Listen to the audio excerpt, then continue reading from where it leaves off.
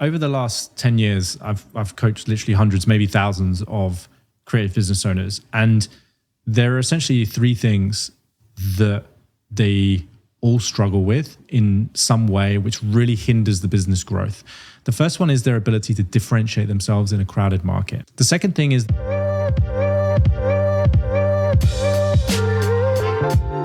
you're listening to the Angry Designer Podcast, where we help frustrated graphic designers crush all the industry BS and learn what it takes to charge what you're worth and build badass, rewarding careers. What's up, Angry Designers? Let's be real about something.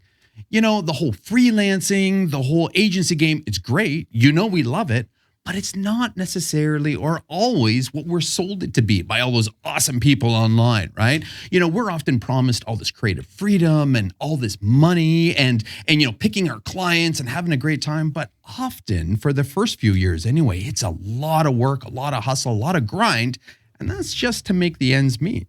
But let me throw something else out there for you. What if there's a way to flip this script, all right? And instead of doing all this hustling and grinding like we're used to, we actually kind of, you know, change the blueprint to success and kind of turn things upside down. Well, our next guest did just that. Not only did he do the freelancing gig and then he ended up killing it that way, but then he also started, you know, getting more popular about it and everybody started taking notice and now he's rolling with the crew over at the Future and the guy's got a book out there, which is actually really good. And I mean, he's coaching creatives and agencies like us to actually flip this script and kind of choose their own future and be able to direct their own path and kill it in the creative space. So I'd like to present our awesome guest, Mr. Matt Essam. Hey guys, thank you for having me. I think we need like an applause, you know, track or something at this point, you know? I think that's when the podcast goes downhill, though, when you start adding in like little effects buttons and stuff. Duly noted. Thank you. Yes, that is a good point. Yes. Jeez. So thank you for doing this. You know, oddly, like we were mentioning before, we connected. Although I have seen you online. We actually connected due to our producer, which is actually kind of cool. Which I thought was kind of a neat way networking happens and everything. But yeah, you've had a hell of a journey, haven't you? You could say that, yeah. and the cool part is, I mean, you know, you're coming at us again. Let's talk about your travel situation. Right now, you are in the cool world of Dubai, where all of the Instagram influencers live. Yeah, it's become kind of a big creator space, hasn't it? It's become a big. So have you bumped into anybody popular? I actually, when I came out here last month to kind of test whether I wanted to move out here, I bumped into a woman called Marissa Peer in a cafe who I've admired for a while. Creatives probably won't know her, but from the coaching and kind of psychology world, she invented something called rapid transformational therapy, which is really cool. She's quite like she's in her maybe late 50s, early 60s, so she's very like well known in that space. And I just saw her in a cafe, and I was like, "Are you Marissa Peer?" And being Dubai, she was super friendly. She invited me out for coffee. She said, "Oh, you should come round. Like, if you're just moving out here, you should definitely move to Dubai." And so, like, now we're best friends. Wow. Awesome. So did she rapidly give you therapy to kind of straighten yourself out? Like after that coffee talk, you were changed, man. I don't know what happened. I just said, I recognize you. And the next thing, I was just like, you know, laying in the middle of a field with stuff all around me. I don't know what was going on, but... No, she was actually on Stephen Bartlett's Diary of a CEO not that long ago, and she hypnotized him to get rid of his sugar cravings or sugar addiction, as he called it at the time. So if anyone wants to check her out, it's pretty interesting stuff from a psychological point of view. That'd be very cool, right? Well, you know what? Before we get too off track here, I want to give everybody a little bit of your history, of course. Let's start from the beginning, buddy. Let's kind of go groundwork and just kind of work your way up, because there's so many things that we can talk about in this conversation, and I plan to. Let's rewind back to about 2015, and I'm sat on a ski slope in Canada, and I'm overlooking the Canadian mountains. This incredible view, and it's a Tuesday afternoon. And I take a photo on my phone to post it to Instagram, which at the time was filled with your typical, you know, don't you wish you were me, Mondays are fine, you just hate your job kind of posts. And I paused for a second because I had this feeling where I was like, there's a misalignment here. There's something going on where I'm portraying something to the outside world. Like I've got this amazing life. I'm traveling the world. I've got this little kind of boutique web agency I'm running. I'm working maybe like 3 or 4 hours a day, but I feel really empty and really unfulfilled. And later on that afternoon, I got a message from my mum and it just said, please call me as soon as you can, which is never a great message to get from your mum when you're like the other side of the world. And so a family friend had passed away really suddenly and unexpectedly, and he was only in his 40s. And so I come back to the UK and I have one of those moments, and I remember seeing something similar in like a Steve Jobs commencement speech. You sort of look at yourself in the mirror and you're like, if I knew I was going to die in my like 40s, would I be doing what I was doing today? Or even like if I knew I had a year to live or a few years to live, would I be doing what I was doing right now? And the answer was a resounding no. And that was quite a surprise for me in a weird way, because I'm like, I've created this life. Like I've built this for myself and I'm still not happy. So what's going on? And I realized that like the work I was doing and the life that I had built, although it looked great from the outside, it wasn't really giving me the kind of fulfillment that I wanted. And I wasn't really having the impact that I wanted with the work that I was doing. And so I just went on a bit of a mission, a bit of an existential crisis. And I started watching different TED Talks and YouTube videos and reading books. And I came across this idea of ikigai, which is like this Japanese word, which basically means like your reason for being, right? Why are you here? And it kind of has these circles and diagrams. I think it's quite a popular diagram now. But I realized that I was really kind of missing this feeling that what I did in my business actually mattered to anyone. It's like, if I stopped building these websites, someone else is just going to build the website, right? I thought, what actual impact is this website having for this person? Is it really like changing their business? Or did they just spend a bunch of money and just get a nicer looking website? And started kind of asking these questions. And very quickly, I realized, having a little bit of coaching myself, that I was kind of in the wrong lane. And there was a specific moment that made me realize that, because I had always been interested in personal development and always been interested in like psychology. I'd had my own challenges with stress and mental health. And when my coach at the time asked me that question, like, what would you do if you knew you couldn't fail? I was like, I think I would be talking about mental health. I think I'd be like coaching people. And so I trained to be a life coach. I took some courses and, did some various qualifications. And one of the first people that I coached was this musician, Katie. And she was like a writer by day and she was a musician by night. And she had really had this massive block around her music. She really wanted to start writing music again. She wanted to start getting out there and gigging, but every time she picked up a guitar, she had this kind of creative block.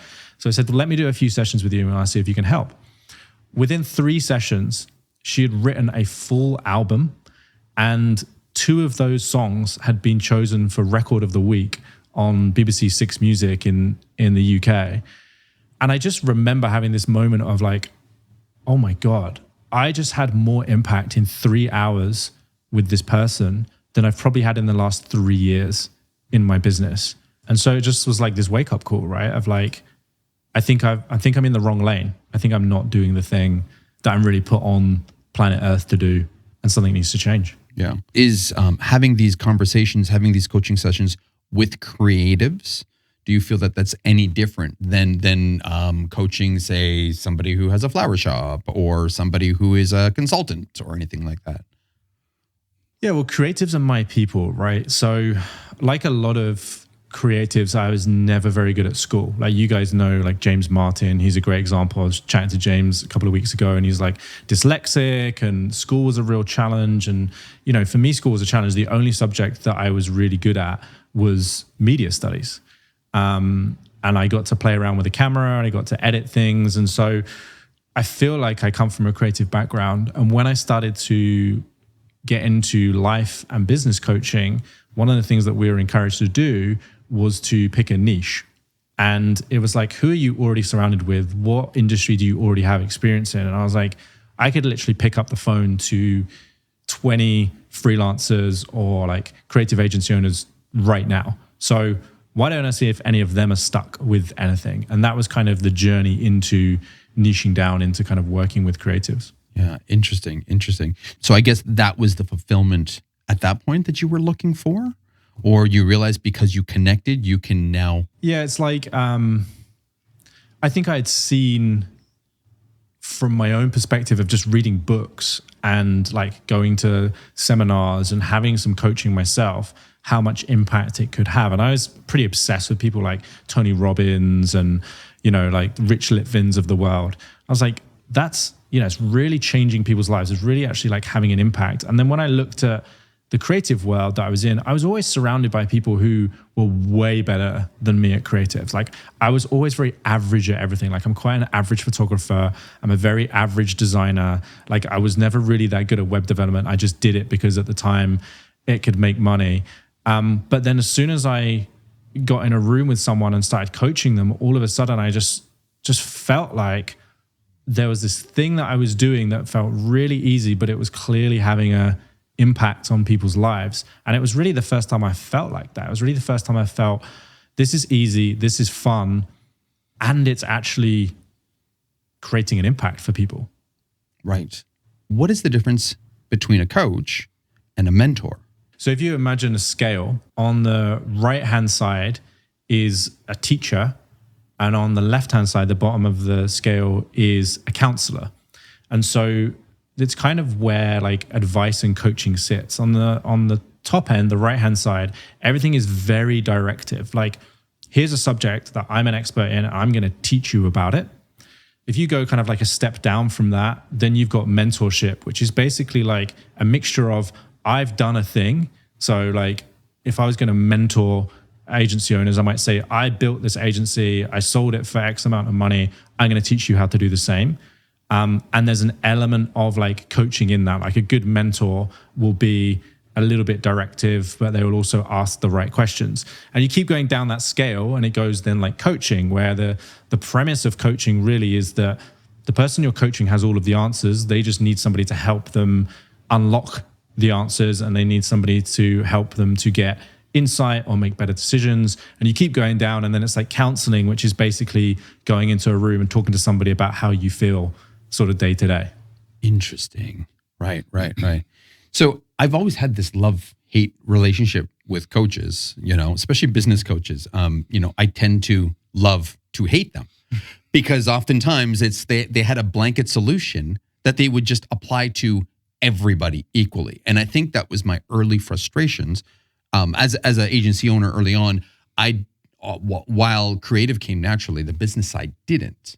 And so all the business coaches I kept on, you know, reaching out to for help and starting down a road, applied the same high level flat technique over. And it drove me nuts. And I kind of started getting down to this scenario that obviously these guys don't know what they're talking about. If you can't do it, you become a business coach. And that's mean, of course, but I'm sure a lot of people meet these, you know, coaches in their networking sessions and such. What are things that people should look for, designers in particular, you know, to look for in a coach that can kind of gauge, you know, if this is a good fit or if this person's just full of shit? There's two ways I've always approached it. So just to give some context, I've invested more than £100,000 in coaching, mentorship, courses, all of that kind of stuff, right? So I've had some scary moments where I've been like, oh shit, I've committed more money than I even have to this person, but I need to make it work. And so there's kind of two ways that I always look at it now when I'm choosing who to work with. I'm either looking for somebody who's like been there and done that at a very high level, that's like not so far in front of me that can't relate to what I'm doing anymore, but that isn't like exactly on my level. So that's more in the kind of like mentorship realm. And I'm looking for like real world evidence, right? So for example, Daniel Priestley has been a mentor to me. Daniel started his first company probably when he was about 17 or 18, like running nightclubs. He had one of the fastest growing startups in Australia. He brought a business to the UK, scaled it to multiple 7 figures. And like, you can go and research all this stuff. Like, it's quite easy to find this information. So I'm looking for somebody who's like just amazing at doing the things that I want to learn how to do more of. On the other hand, when I'm looking more for coaching, where it's like, I'm not looking for somebody to tell me how to run my business. Like I kind of know what to do, but I'm really struggling around making the right decisions or making the right hires or shifting through some kind of block that I don't quite know how to articulate. Then I'm looking for experience, but not experience in the sense of like, how long have they been a coach and who have they coached, but the experience of being coached by that person. So I want to like get a sense of, can they give me those insights? Can they make me think in a way that I haven't thought before? Can they give me that kind of like epiphany moment? Can they help me create breakthroughs in my life? And I think most good coaches, unless you're kind of getting to like Tony Robbins level, most people will give you a little bit of their time for free, or you can kind of get a sense of their coaching style from their content, or probably listening to like a coaching session as like a fly on the wall. Right.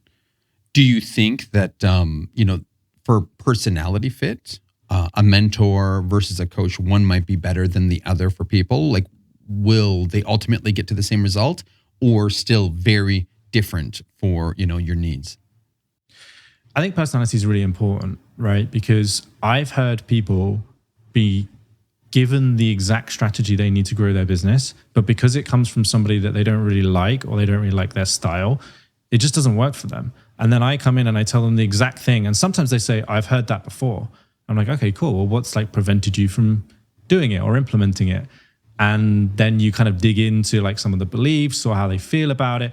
And then you can create that breakthrough. You can help them to implement something which isn't really that complicated, but they just had these other blockers around it. And I think certain people can do that really well and other people can't do that well. And I think it really depends on how you click with that person that you're actually coaching. Yeah. Well, that's really important. So you've had your own epiphany now. So we're going to back it up again. You realize the impact that you made in this one creative's life. At what point did you decide, hey, I'm now going to do this at scale. I'm going to reach out. And because you kind of had a little bit of a hockey stick growth, considering this is all happening within 9 years. And we did have some COVID years in between too. COVID was a blessing for my business. It was, I had zero online presence before COVID. Yeah. Right. I had a website maybe, but just to give you an idea, before COVID, I was running workshops as like my main lead generation tool. And so I used to go into like co-working spaces and other places that contained a lot of creative freelancers and small business owners. And I would run these free workshops. And at the end of the workshop, I would say, hey guys, we run this course, we run this program. I did 2 courses a year. They were 6 months back to back. And I would just run workshops up and down the country, from London to Sheffield, Leeds, Manchester, and it was hectic. Like at one point, I remember in a month, I think I went to London like 3 times in a week. Then I was running this workshop in Leeds. Then I was like giving a talk somewhere, and I was just running around like a headless chicken. And the business was doing okay, but for the amount of work that I was putting in, I was not getting the return. And then COVID happened. Everyone was like, oh my God, what are we going to do? All of a sudden, people were open to jumping on webinars, which before it seemed like there was a lot of resistance to. Put on 1 or 2 webinars that was like what to do in COVID if you're a freelancer or a small business owner. Had literally like hundreds of people jumping on those webinars. Like people couldn't get into the Zoom rooms. And before I knew it, I literally had more clients than I can handle. And also, like, you mentioned about the future, Chris's hand in that came at a very timely point. So we got some momentum from COVID. And then I sent a book to his producer, Mark Contouris, at the time. And Mark just randomly sent me a message on Instagram one day and said, I just sent your book to Chris. He loves it. He wants to invite you on the podcast. And that was like, that was just like off the back of that snowballing. So we were already getting quite a lot of traction from that. Wow, that's incredible. And then now you ended up becoming part of his, was it the professional group, the mentorship group and such? Yeah. So like, it's probably been about 4 years now. I think 3.5, 4 years.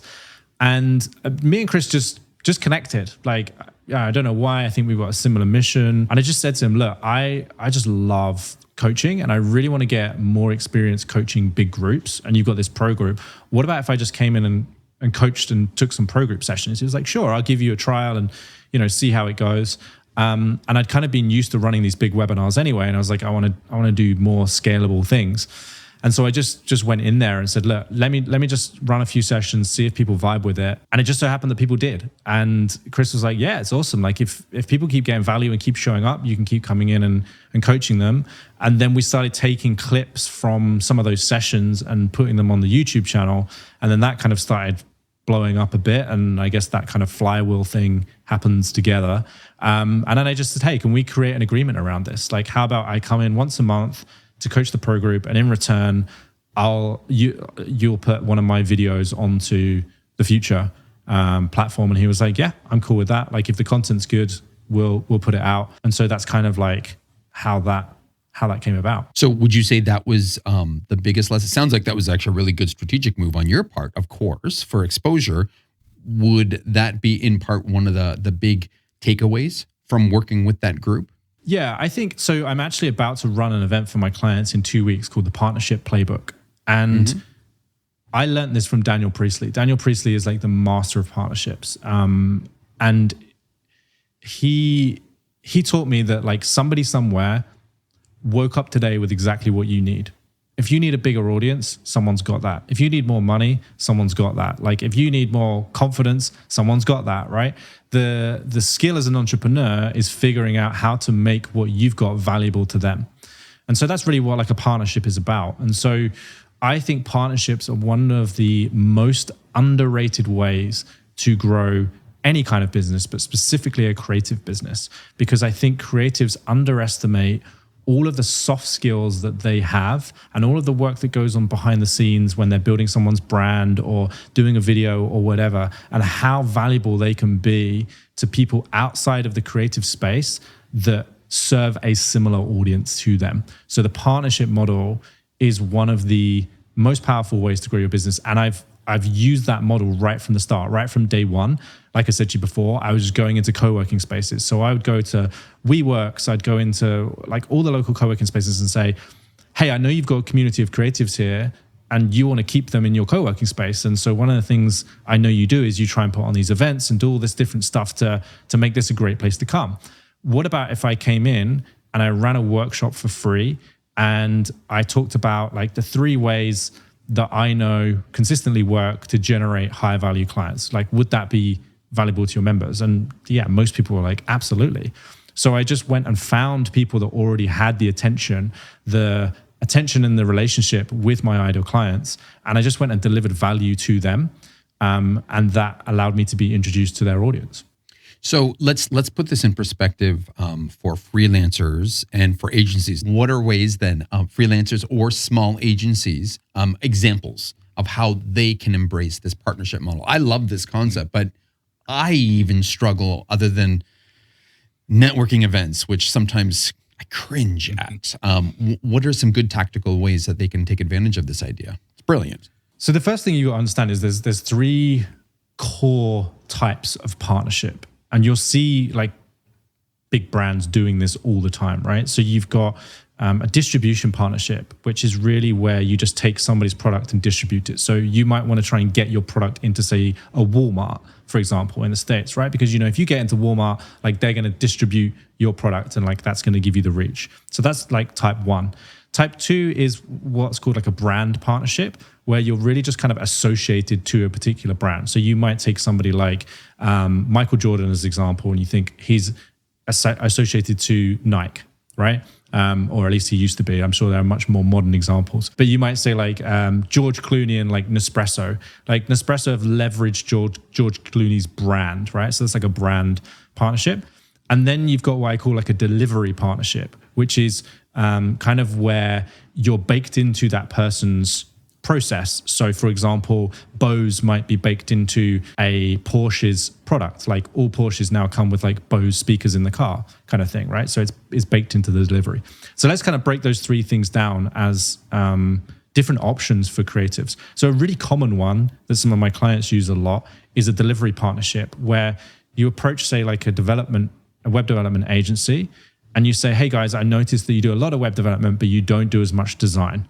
Right? You're building all these great websites for people, but you don't have a dedicated design team in-house? What about if we partner with you on the delivery to do the design, and we can offer like an overall solution that is way more comprehensive that we could charge more money for? So that would be an example of like a delivery partnership, right? A brand partnership, you might say, well, I want to be associated with AJ and Smart because like AJ and Smart are like the design sprint guys and that's what they're known for. And if I can get some kind of association with them, then it's really going to help my reputation. So you might approach AJ and Smart and say, hey guys, I know you run these amazing workshops. We're an animation studio. How about we animate some of your assets and you call us like your official animation partner? We do the work for free, but you put something on your website or you put something on your material that says that like these were created by you. And when you put them on your social feeds or whatever, you tag us in it and you say like, this is our animation partner or whatever. So you're just associating your brand with them. And then the final one is like a distribution. So like if you want to get in front of more of your ideal clients, let's say you work with SaaS businesses, right? You might go to one of these like tech incubators and you might say, hey guys, I know you have a bunch of SaaS businesses and I know they're all launching new products and whatever, and most of them have no idea about branding. So I'd love to come in to your incubator and run a brand sprint workshop for free and like show people how to make their branding be great for attracting the right investors, for example. 1 and 3, I think that we tried over the years, and they work very well. I guess I just never really thought about putting them into perspective like this. So good on you for that. Are there other commonalities or common struggles that you see that now that you've been working with so many creatives on an ongoing basis? And now, a word from our sponsor. All right, designers, let's cut the bull. How many times have you had a killer website design only to watch it fall apart because of code or developer telling you no? Or maybe you've held back from web design altogether thinking it's just too complicated and too technical or totally out of your wheelhouse. Either way, it's time for a change. Wix Studio is designed for designers, removing the barriers that limits your designs. Whether you're tired of developers watering down your ideas or too intimidated by the technical side of web, Wix Studio puts the creative power back in your hands. No code required. With a drag and drop interface that feels designer intuitive, plus no code animations and even AI powered tools, you can create fully custom websites that match your vision. Every pixel, every detail. And if you're worried about the learning curve, don't be. Wix Studio is designed to feel as intuitive as your favorite design tools. Some designers here even say more so. That means you can jump right in and focus on what you do best, designing badass, brand-aligned websites that'll take your business to the next level. So whether you've had enough of developers holding you back or you're ready to finally step into web design, check out wixstudio.com and take control. That's wixstudio.com. Go and take back web design for graphic designers. Over the last 10 years, I've coached literally hundreds, maybe thousands of creative business owners. And there are essentially 3 things that they all struggle with in some way, which really hinders the business growth. The first one is their ability to differentiate themselves in a crowded market, right? So it's like, how do I stand out from another animation studio or another design studio or a branding agency? How do I look different from my competition so I'm not always being compared on price or quality? So that's the first thing.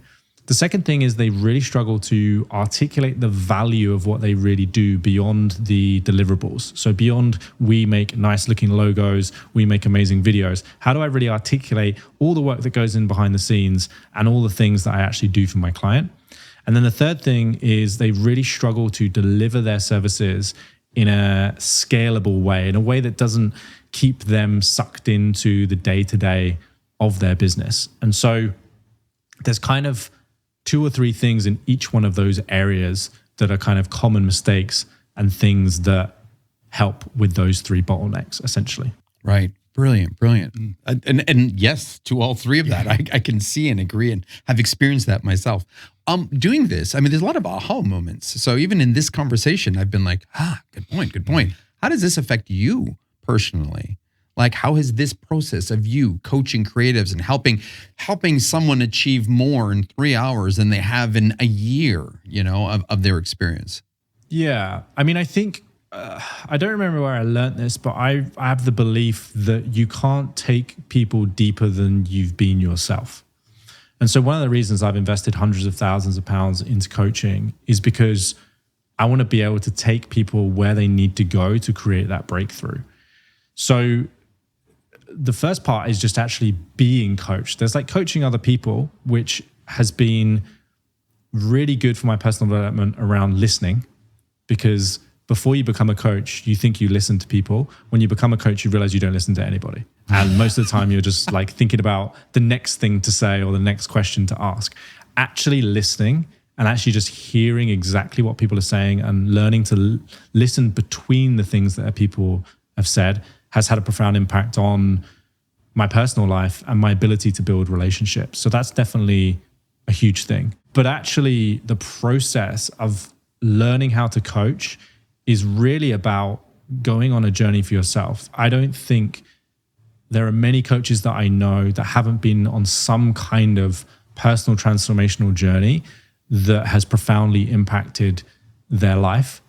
And the tools that I gain through being coached and going on that journey, I then pass on to my clients. And it's kind of those lessons that I feel are the most valuable. So it's kind of the other way around. It's like, I do learn a lot of stuff by coaching people, but really the most valuable lessons that I've learned have been from being coached. Mm-hmm.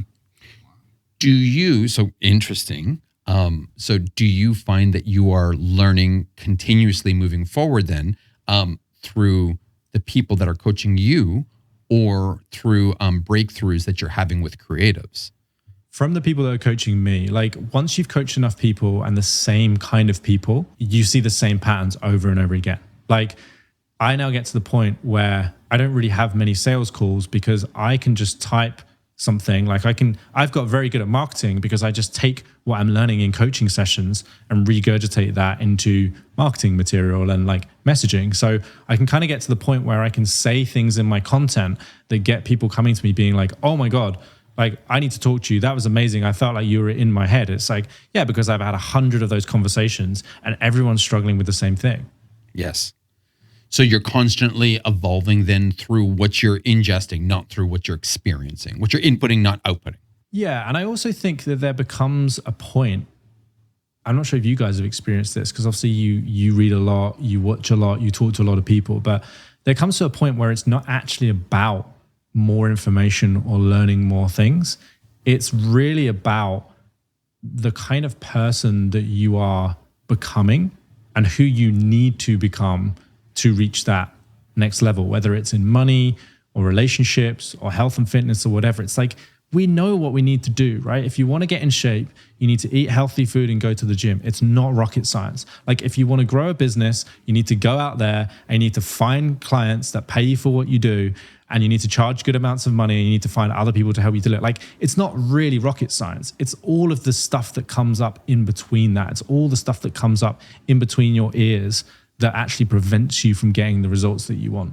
Yeah, good point. Very good point.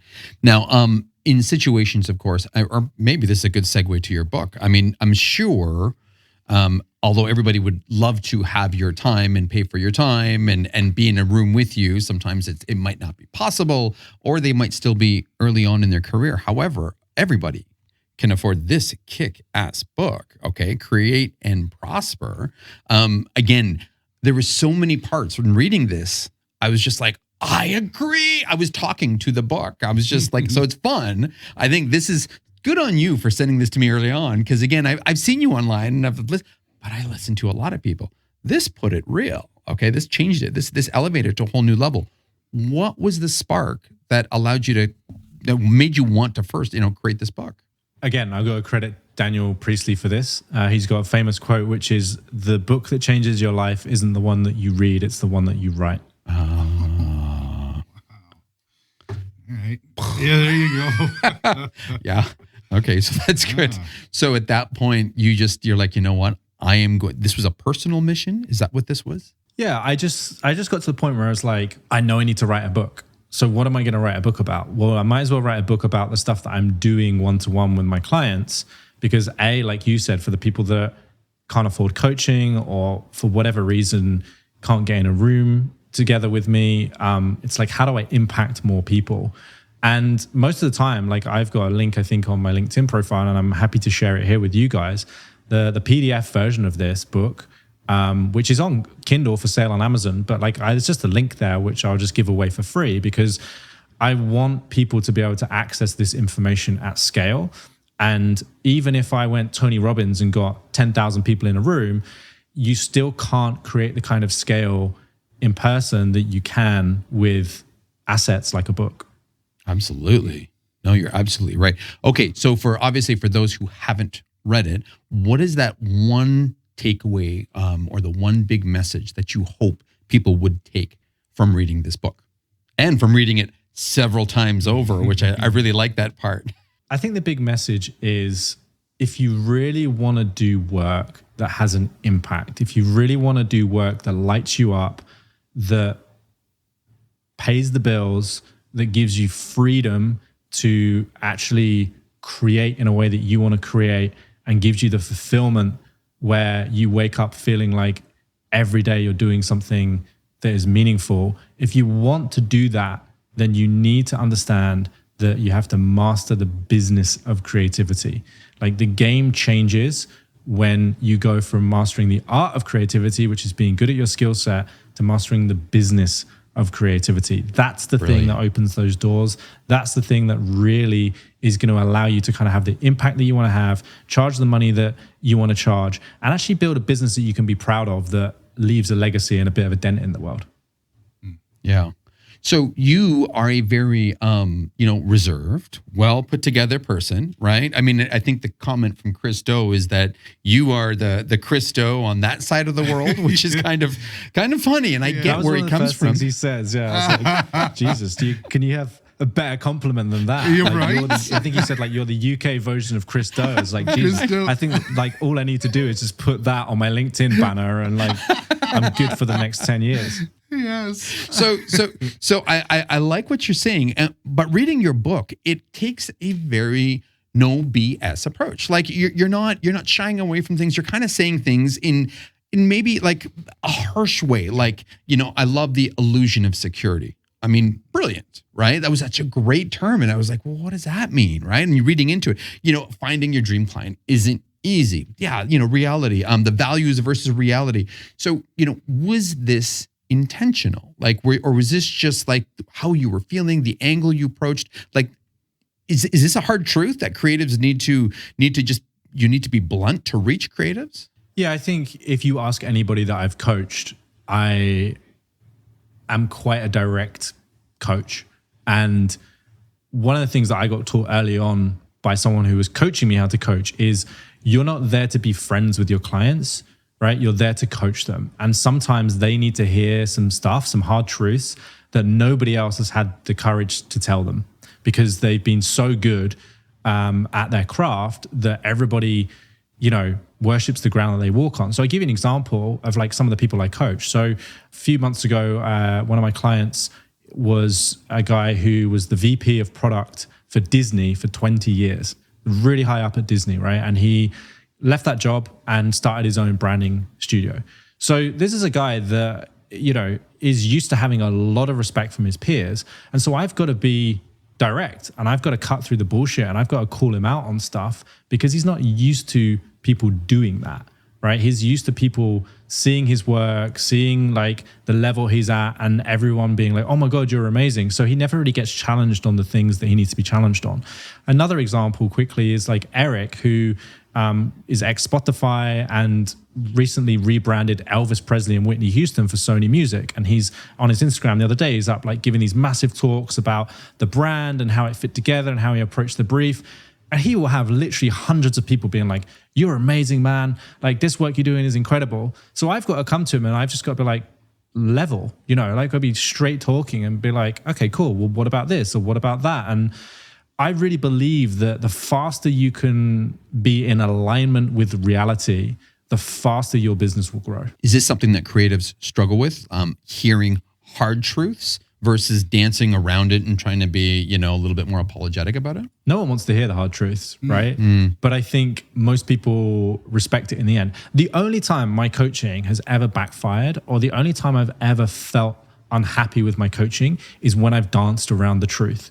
And like I get to the end of a session with someone, I'm like, oh, that didn't quite feel right. Why not? Because I didn't really say the thing that I was thinking, or I didn't really ask the question I was asking, or this person somehow had a way with words that where they made me start questioning my own like angle or approach or whatever, or I didn't change my approach enough to get to the root of the problem. It's always, always, always better to be too direct with someone and them get a little bit upset than it is to not be direct in a coaching relationship. Because I believe that as a coach, you are there to challenge somebody, to challenge their way of thinking. Because if their current way of thinking was correct, they'd be getting the results that they want. They come to me because they're not getting the results they want, or they want to get to the next level. So by default, they have to change their way of thinking. Right. Is there value for creatives to embrace this way of thinking, talking, acting with their clients? 100%. So there's a method of sales called the challenger method, and which is really about this idea of like challenging clients. But yeah, honestly, when you start getting up to big bucks, in my experience, the reason that most creatives get paid disproportionately to the skill set they have is because they are willing to challenge their clients in a way that nobody else is challenging them. Interesting. Where is the line, and how close can creatives get to it without crossing it? There is no line, there is only intention. And this is what most people get wrong, right? So most people come at the conversation with the wrong intention. So their intention is to be right, or their intention is to prove a point, or their intention is to fill in the blank, right? So that's how these conflicts are created. If your intention is simply to help that person to solve the problem you're there to solve and to get the end result that they want, then you genuinely can't go wrong. And I've got this saying that like, if you come from the right place, I genuinely believe that you can't say the wrong thing to the right person. Yeah, that makes sense. That's totally true. So how does this play in? A big part of your book talks about personal values. So how does this, being intentional, being bold, unapologetic, work with people's personal values? There's something to be said for people that don't identify as somebody who is like challenging or controversial, right? And I think a lot of creatives struggle with this because they kind of identify as maybe like introverts or people pleasers. And so when they hear like, oh, challenge the client and do this and do that, they're like, that's not really me. But I think you've got to find your own way of doing it. So like if your personal values are kind and caring and empathetic and all of these things, like you can still challenge people, but you're going to challenge them in a kind and caring and empathetic way. So for example, rather than saying like, oh, like I don't agree with this brief at all. If we did X, Y, and Z, then I think this would be way better. You might say something like, I'm just curious. Can you just share some of your thoughts with me around how you've got to this brief? And like, how did you come up with it? What was the process behind it, right? And you're being very kind of curious. You're being very empathetic. You're being very like caring and kind. You're coming at it from that perspective, but you're still challenging people. Right. So do you feel then that people's values can be flexible? Like, do you feel that they can kind of waver a little bit, or is this, are these values meant to be concrete, and there's a line and just don't ever cross that line? But I think it's important that we define values. And this is kind of a definition from psychology, but also from like my own personal experience. So when we say like, what does somebody value? They might say, well, I value money or time or honesty or family or whatever.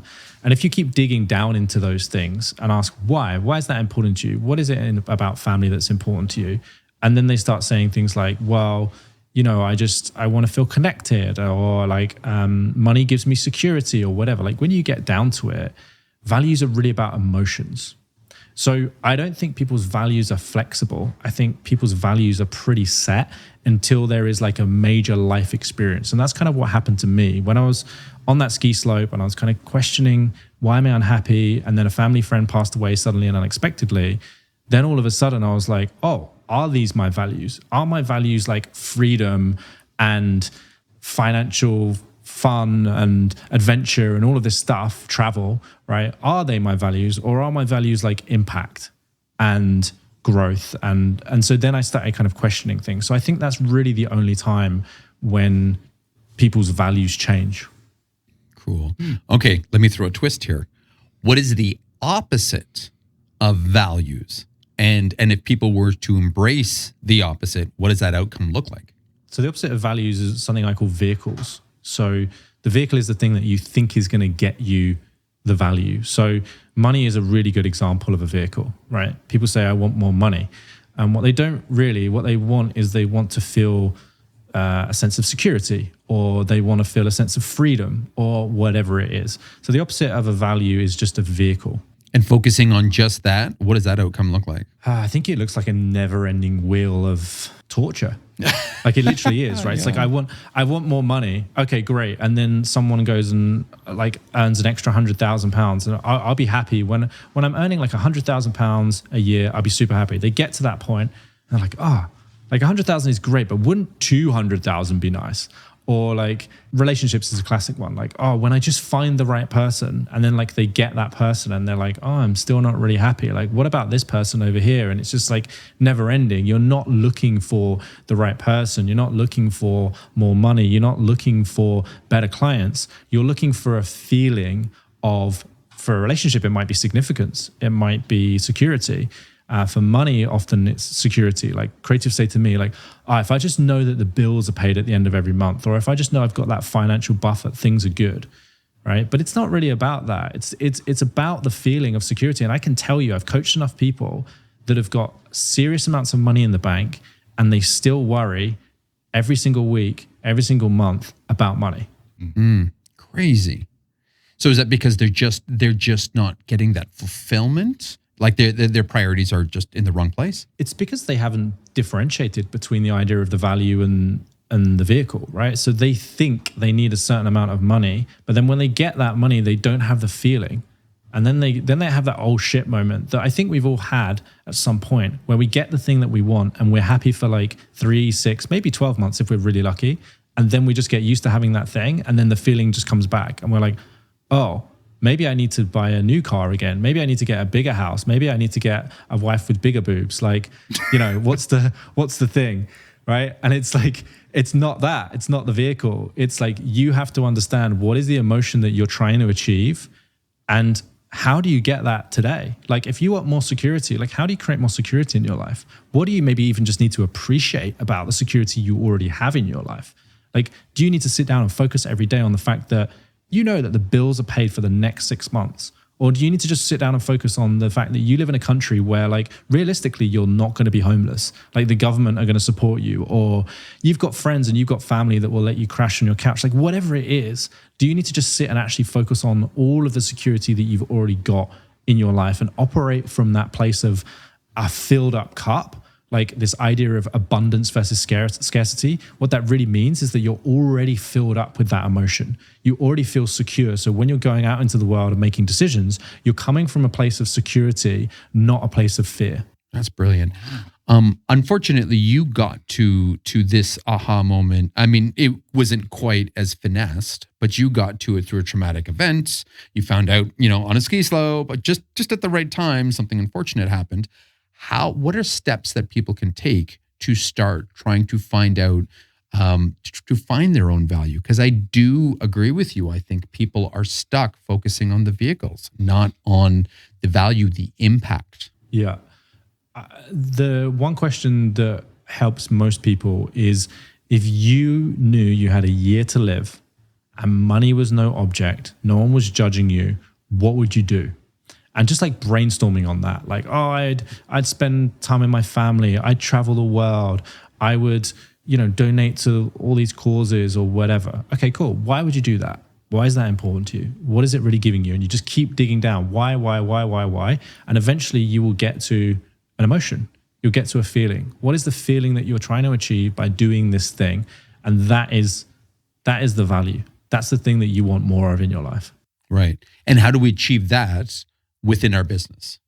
So there's lots of ways, and that's the beauty of it, right? Is that once you identify the value. So let's just take freedom as an example, right? I want more freedom in my business. I feel like I'm chained to my business, and my business is not serving me right now. Okay, well, like, what does freedom look like to you? What are all of the ways that you feel freedom? And I got this idea from Tony Robbins. He says most people have a dirt road to happiness and a highway to depression. Right? They've carved out rules for themselves. And by the way, myself included, right? This is stuff that I still have to work on a daily basis. We've carved out rules for ourselves that make it so easy for us to feel bad. Like, we don't win the client, we don't win the proposal, a staff member's sick or whatever. It's like any of these things could happen and immediately we feel shit about our day. Well, what do we need to feel happy? Well, first of all, we need this, then we need this, then we need this, then we need this, and my coffee needs to be the right temperature and it needs to be that and blah, blah, blah, blah. And if all of these things don't happen in order, then I've had a shit day, right? But we're the ones deciding that. Like, we're picking this criteria. So if we have a value of freedom, I want to feel freedom. Okay, don't you run your own business? Yeah, okay. Don't you get to pick and choose the clients that you want? Yeah, okay. Don't you get to choose where you work? Don't we live in a world where you can literally work from anywhere, where you could have a fully remote team if you wanted to? Yeah, I guess so, right? And it's just like reminding people of the freedom that they already have and then asking them, okay, how could you get more of that today? Like, what are all of the ways that you could think of that would give you more freedom in your life? And people say to me things like, well, if I could just take an afternoon off every week to spend with my kids, that would be life-changing for me. Great. You get to decide that. You run your own business. So starting from next week, that's what you're doing. Draw a line in there. Oh, but what happens if my client does this? And what happens? Well, those things aren't happening right now. They're all in your head. So do the thing first, then see what happens. Then we'll deal with those problems. Yeah. Love that. Love that. Yeah. Ah, damn. So then, so what's holding people back? Fear? Yeah, like I said before, when I said about the strategy is quite simple. It's all the stuff between the ears. Like, I'll give you a really tangible example. Some people I coach, they say to me, how do I get new clients? I say, right, here are 3 ways. Which out of these 3 feel most relevant to you and most easy for you to implement? And they'll be like, number 2. Okay, great. Here are the steps. And I'll talk to them 2 weeks later and they've done all the steps and they've signed 2 new clients. I'm like, wow, you're awesome to coach. Then other people, I'll do the exact same process and they'll say, no, like number 2, I'll say, here are all the steps. And then I'll just get endless messages. But when I do this, what happens if a client says this? And I'm like, has a client said that? And they're like, no. But what about if they do? Okay, should we cross that bridge when we come to it? Maybe. Yeah, right. We want, as humans, like, our brains are not made to make us happy. Like, that's not why they were designed. God didn't go, I'm going to put this brain in this human and I just want to make him the happiest human alive. Our brains have evolved to keep us safe. Like, their primary job is to keep us alive. And so it's just constantly looking for danger. And so some people's brains, in fact, most people's brains are like overly attuned to that danger. The problem is we don't live like in the Serengeti and we're not about to get eaten by a lion right now. But our brains are acting as if we are. So it's on high alert. So I'm like, hey, go like approach this client. But my brain goes, what about if they say no? Or worse, what about if they think I'm being really salesy and spammy? And then they go to their network and they say, don't ever work with Matt again. He's the most spammy person ever in the world. He sent me this DM on LinkedIn. Look at it. It's disgusting. Don't ever work with him. And then our brain goes, oh my God, our whole business is going to collapse. And, you know, it's just constantly like future projecting about all of the things that can go wrong. She's stuck in a what if cycle just constantly what if. I hate that. My God, there's so much about that. What do you think the future struggles are going to be then? With that being said, assuming that people, I mean, we've got enough what ifs to deal with. What does the future for freelancers and agencies look like for creatives? Can I be really philosophical for a second? Yeah, please. There is no future. There is only now. And I think we forget that too much. As creatives, we have very creative brains. And that's part of the problem. Myself, I include, like, I was thinking the other day, I've not tried like retinol or whatever it's called that you take for ADHD, but I don't know what my life would be like if I did, because this thing, when it's left unchecked, goes on some crazy adventures, man. Seriously, it is like It's in movie scripts. It's like sometimes I just kind of like come out of a daydream and my palms are sweating. I'm like, where have I just been for the last 10 minutes? Amazing. And like that's the problem is like we're so busy living in the future that we just forget the present. And right now, those problems don't exist. Like right now, the 99% of the problems that you feel like you have do not exist right in this moment. And so like I'm not trying to avoid the question, but I just think if we start talking about like the future and AI and where are things going, like we're just creating more problems for people that don't exist. Like let's just deal with how things are now. And when AI takes everyone's jobs and we're all sitting on a beach, like wondering what to do with ourselves, let's cross that bridge when we get to it. Yeah, fair enough. Fair enough. Okay. So then what can creatives do now to be more in the present, to prepare their businesses more so they can get the life that they want? Focus on serving. I'll quote Tony Robbins again. One of the things that he talks about is this idea that all emotional suffering is really just an obsession with ourselves.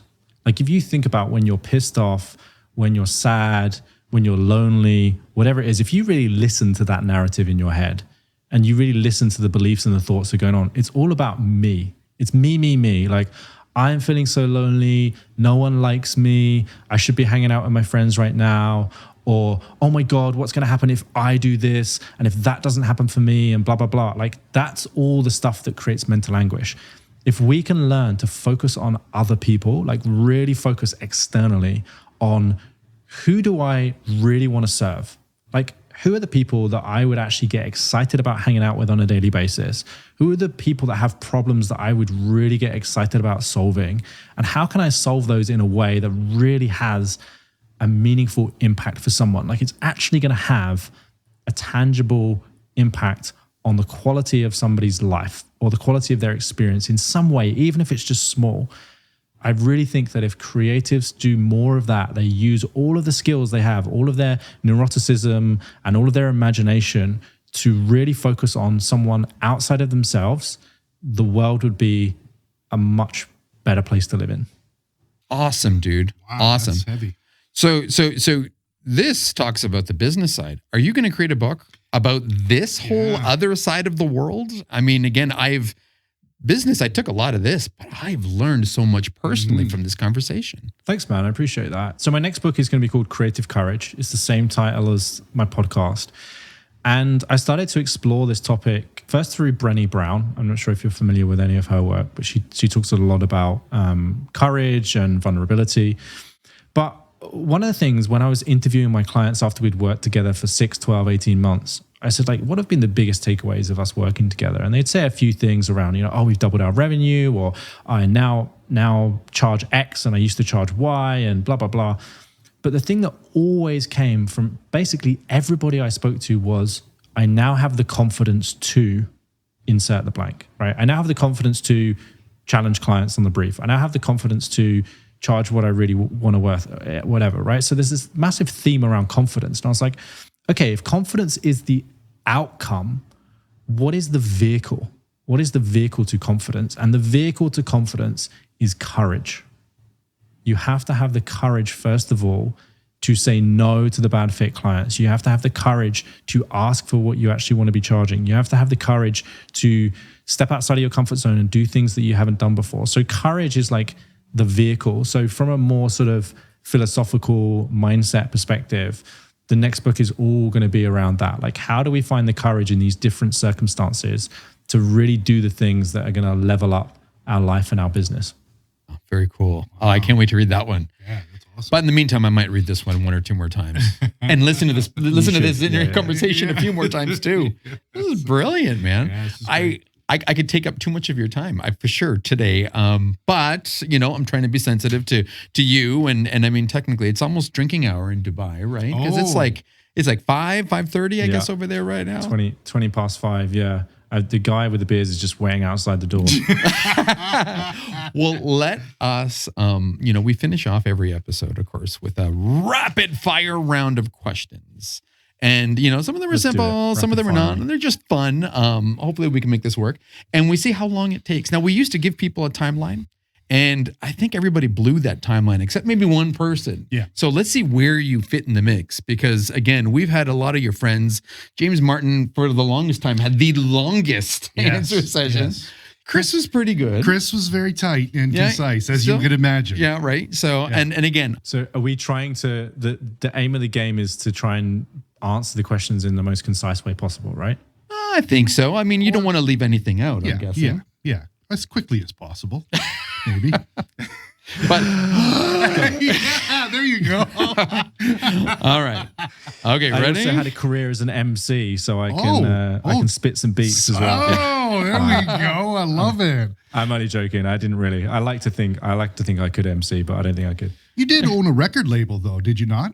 I did own a record label. Yeah, that was fun for a while. Made no money. That was a really great. Example of like seeing the other side of the coin. Of like, if you just do something you love and you don't think about the business side of things, what does it look like? It looks like not having a lot of money, but it's fun. But it's very fulfilling, though. Kind of. Yeah, it's great. It was fun. We had some amazing artists that we helped break, but it didn't make us any money. It's amazing. All right. Okay, ready? Are you ready, Matt? Yeah, I'm ready. Ready. Okay, here we go. Mac or PC? Mac, Paper or tablet? tablet, Favorite type of music? deep house. Ooh, favorite DJ? At the moment, a guy called Ben Bomer. No, but I'll check out. Favorite color? Red. Client call or email? Client call. Favorite childhood toy? It's going to make me sound not cool, but definitely like a little blue teddy bear that I used to take around with me everywhere. And he still has. Yeah. Morning person or night owl? Definitely night owl. Mouse or stylus? I like to think I can draw, but I definitely can't. So I'm going to say mouse. Most shocking thing about Dubai that you've learned? I've got to be a little bit careful here. They will kick you out. Yeah, I was going to say, I'm still waiting for my visa. So that it's not all full of Instagram influencers. And there are actually some cool people here. Oh, okay, that's cool. Nice. Okay, which is more important, a website or a social media presence? Social media, hands down. Which is more effective, a full campaign launch or a phased approach? No idea. I don't even know if I know the difference. Oh, okay. Quiet workspace or loud music blasting? Definitely quiet workspace. I'm like a little bit on the spectrum when it comes to noise. Hence these big cans. The big hands on his head. Coffee or tea? Coffee. Puppies or kittens? Definitely puppies. What's your favorite type of dog? Vizsla. Vizsla. Oh, no. All right. I think I know the answer to this, but which is more important, values or hustle? You can keep your values whilst hustling. Oh, trick question there. Wow. Favorite artist? I'm going to big up my friend, Gabriella Baltazar. She's an awesome artist, and I have a lot of her artwork.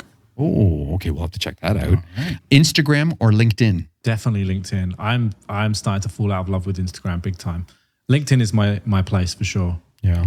And that could be another episode in the future because I know you've done a lot of work on LinkedIn. What's your guilty pleasure? I think chocolate. Like, I don't actually have a sweet tooth, but sometimes I just get like this random craving where I'll just like eat a whole box of Celebrations. I don't know what comes over me. It's like time of the month or something. I don't know, but it's just polish that off like they're going out of fashion. Yeah. It's when your diabetes kick is like, okay, I need a little bit more. Yeah. What's your superpower of choice? Oh, I was talking to Chris about this the other day. So this is an interesting one. So I think it's sensitivity.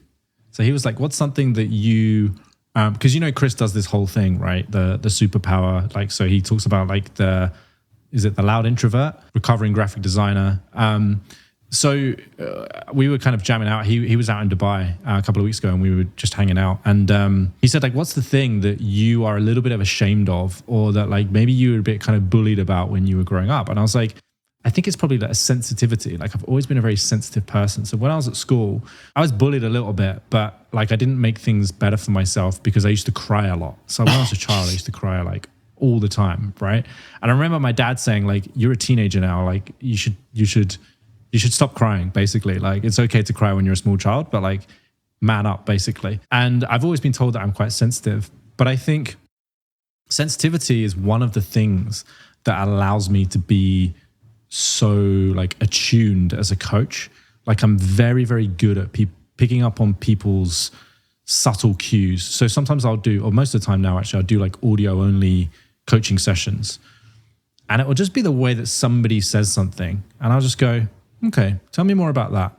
And I can just like, I'm like almost like a dog. I can just kind of sense like, you know, Lassie, someone's fallen down the well. And I'm like, oh, where is it? Over here. Like I'm just going because I'm so sensitive to the little cues in people's voice and their body language and just like the way that they're saying things. So I kind of feel like that sensitivity, although I was teased for it when I was a child, and I've been told by lots of people, even as an adult, like you're very sensitive, whether it's to sound or just emotions in general. Like I think that's actually kind of my superpower as well.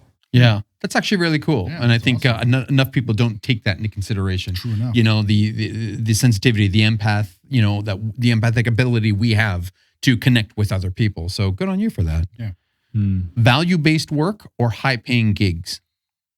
If you price your gigs on value, they will be high paying. Ah, Nice. best video game console ever. Sega Mega Drive, hands down. Whoa, going old there. What's the most practical thing about you? The most practical thing about me, oh God. Not a very practical person, to be honest. What's the most practical thing about me? I suppose I'm quite practical when it comes to like gear. So I'm the kind of person that just like, I'll travel with like a podcast mic and a microphone and everything. And I'll have to have like a very specific setup. So I did a little behind the scenes video the other day on LinkedIn. Like I've got my camera set up on a tripod with like an extension cable like hanging off the ceiling. The lights rigged on like a kitchen table. So I'm like, I have to be very specific with my gear and like how it's all set up. And like I have to have it looking exactly how I want it, basically. All right. Well, then in contrast, what's the most impractical thing about you? I'm 6'3". It's quite impractical. That sometimes makes it hard to get in certain doorways. Sometimes I bump my head a lot. I can't fly economy class anymore. That's a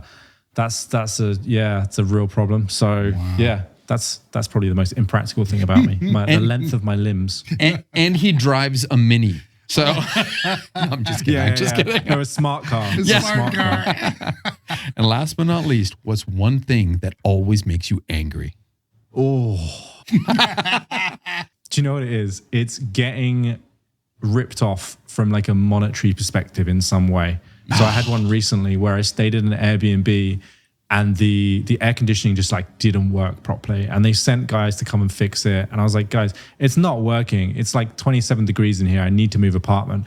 And they were like trying to, you know, say that it was working. And then, so I left in the end. And then Airbnb were like, oh, there's not enough evidence to suggest that this thing wasn't working properly. And they wanted to like not give me a refund. And I was fuming. Yeah. I was like, how dare you like take this money? But like, yeah, if someone's trying to rip me off financially, it like fills me with rage. Damn. Okay, I'm right there with you on that one. Nice.